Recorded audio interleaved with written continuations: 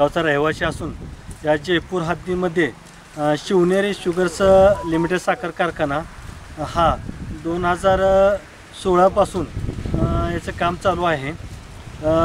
या कारखान्यापासून ज्यावेळेला झाला तेव्हापासून या मालकदारांनी शेतकऱ्यांना अनधिकृत त्रास देऊन यांच्या जमिनी हस्तगत केलेल्या आहेत, एकदम कवडीमाल रकमेमध्ये। त्यानंतर यांनी वारंवार शेतकऱ्या येण्या जाण्याचा रस्ते बंद करून कॅनॉनचा रस्ता सुद्धा त्यांनी हस्तगत केलेला आहे। बारी तत्वावर घेतला शेतकऱ्यांचे येण्या जाण्याचा रस्तासुद्धा बंद केलेला आहे, जेणेकरून शेतकऱ्यांना या ठिकाणी येणं जाणंसुद्धा त्रासदायक होत आहे। याचप्रमाणे या कारखान्याचं काम पूर्ण न होता अजून कारखान्याचं काम 70% सुद्धा बाकी आहे, तरीसुद्धा यांनी काम पूर्ण न होता कारखाना चालू करून या भागामध्ये मोठ्या प्रमाणात भागात पसरत आहे। 5 ते 6 किलोमीटर भागात या भागातूनच स्टेट हायवे गेलेला आहे। या येणाऱ्या जाणाऱ्या वाहनावरती येणाऱ्या जाण्याच्या डोळ्यामध्ये जाऊन हे पूर्णपणे जळजळ करून ॲक्सिडेंटचं प्रमाण वाढत आहे। त्याचप्रमाणे पूर्ण शेतीमध्ये पिकावरती हे बग्यात जाऊन त्या शेतीचं पूर्णपणे नुकसान होत आहे। त्याचप्रमाणे मोठ्या प्रमाणात केमिकलयुक्त पाणी ओढ्याला सोडून ती शेतीमध्ये शेतकऱ्यांच्या विहिरीमध्ये जाऊन पूर्णपणे काळे पडलेलं आहे। त्यातून ते मासेसुद्धा व जलयुक्त प्राणी पूर्णपणे मेलेले असून पक्षीसुद्धा या ठिकाणी मरण पावले आहेत। याची आम्ही कंप्लेंट प्रदूषण विभाग कंट्रोल बोर्डाला दिली आहे, परंतु यांच्याकडून कुठल्याही प्रकारे कारवाई झालेली नाही। यांनी प्रदूषण विभागाला तसेच कलेक्टर ऑफिस यांनासुद्धा आपण पूर्ण ग्रामस्थांनी कंप्लेंट दिलेली आहे। शेजारील जयपूर, पिंपरी, वेळू, त्याचप्रमाणे पवारवाडी, वसाप या पूर्ण 5 गावांनी पूर्णपणे क्षमतेने आंदोलन करून कारखान्यावर जाऊन कारखाना बंद करण्याचा प्रयत्न केला, परंतु यांनी पोलीस स्टेशनला जाऊन तक्रार देऊन यांनी आमच्यावरतीच शेतकऱ्यांवरतीच दबाव टाकून आम्हाला दाबण्याचा प्रयत्न केलेला आहे।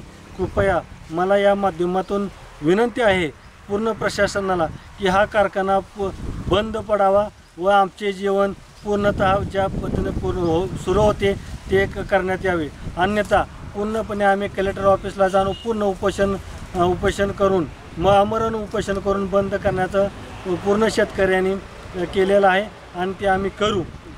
मला प्रशासनाला विनंती आहे, हे पूर्ण कारखाना अनधिकृत आहे, याच्या कोणत्याही प्रकारे NOC नाहीत, त्याचप्रमाणे कोणत्याही प्रकारे यांनी नियोजन केलेलं नाही व शेतकऱ्याचा विचार केलेला नाही, प्रशासनाचा विचार केला नाही, पूर्णपणे हा अनधिकृत आहे। याच्यावरती अनेक प्रकारे केसेससुद्धा चालू आहेत, तरी याचा शोध घेऊन त्या पूर्ण प्रशासनाने नियमात बसेल असा कारखाना चालू करावा, शेतकऱ्याच्या हिताचा चालू करावा, आमची ही अपेक्षा आहे। अन्यथा हा कारखाना बंद करावा हीच अपेक्षा आहे आमची। या कारखान्याचं पाणी विहिरीमध्ये केमिकलयुक्त गेल्यामुळे मासे तर मेलेलेच आहेत, परंतु जनावरांना पाणी पाजण्यासाठी आम्हाला बाहेरून पाणी आणावं लागतंय।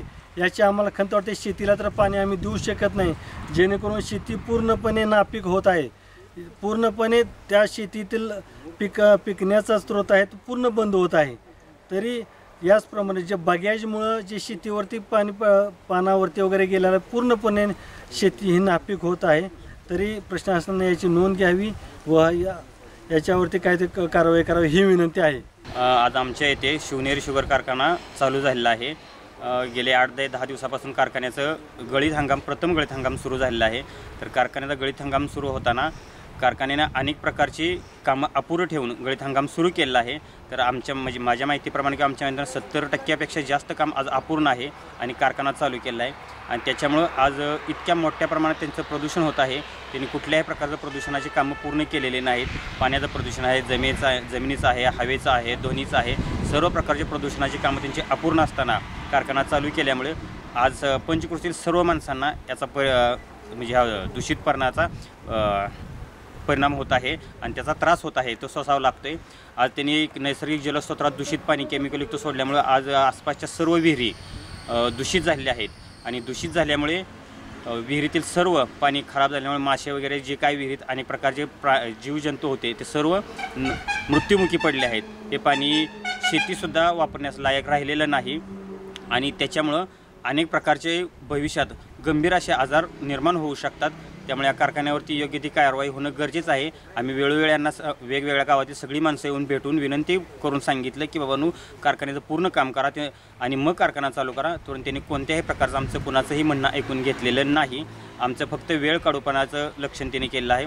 ज्यावेळेला आम्ही येऊ भेटू त्यावेळेला त्यांनी फक्त हो अशी आश्वासनं दिली. प्रत्यक्षदर्शनी मालक अथवा कोणीही तिथे येत नाहीत, भेटत नाहीत. हे सगळं त्यांचे जे काही एम्प्लॉय आहेत त्यांच्या मार्गदर्शनाखाली चालू आहे. आणि ज्यावेळेला आम्ही पुन्हा पुन्हा भेटायला जातो त्यावेळेला ते लोक सांगतात की आम्ही एम्प्लॉय आहे, आमचं काय चालत नाही आणि त्यामुळं आमच्यापाशी काय होत नाही. म्हणून आम्ही पोलीस स्टेशनला गेलो आणि पोलीस स्टेशनला तक्रार दिली आहे. पोलीस स्टेशनला जाताना आम्ही 5 गावातील सर्वजण लोक एकत्र येऊन गेलो होतो. जयपूर होती, पवारवाडी होती, पिंपरी होती, साप होते, वेळूचे सर्व लोक जाऊन आम्ही एक निवेदन पोलीस स्टेशनला दिलं आहे आणि सर्व पोलीस मंडळांना निवेदन दिलेले आहेत.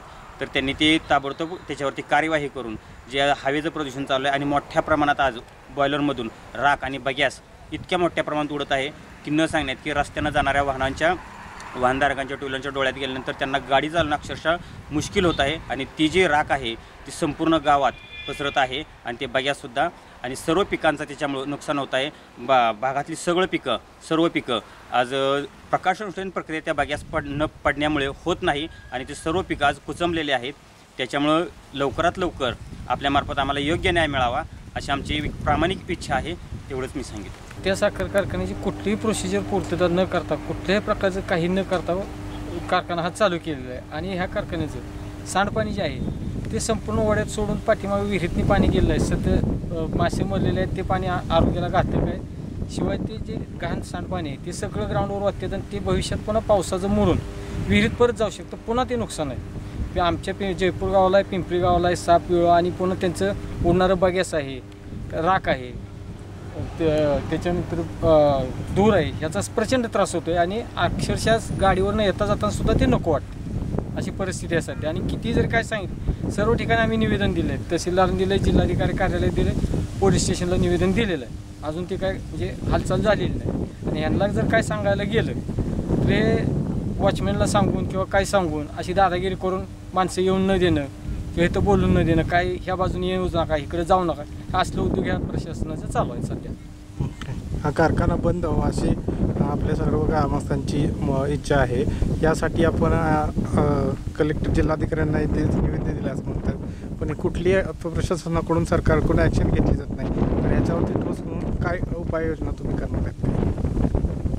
याच्यावर उपाययोजना म्हणजे प्रशासनानं लवकरात लवकर कारवाई करावी. कारवाई न झाल्यास काय तुमचं पाऊल काय? आंदोलन सर्व ग्रामस्थ मिळून आम्ही ठरवू. त्याच्यानंतर काय हे कशा प्रकारे काय आंदोलन असणार आहे? काही शांततेच्या मार्गाने सर्व प्रकारचं आंदोलन आमचं असणार आहे. याच्यात कुठल्याही लोकशाही मार्गाने दहशत वगैरे काही नसणार आहे. फक्त कारखाना व्यवस्थापनाने दहशतीचा मार्ग अवलंबू नये ही आमची अपेक्षा आहे.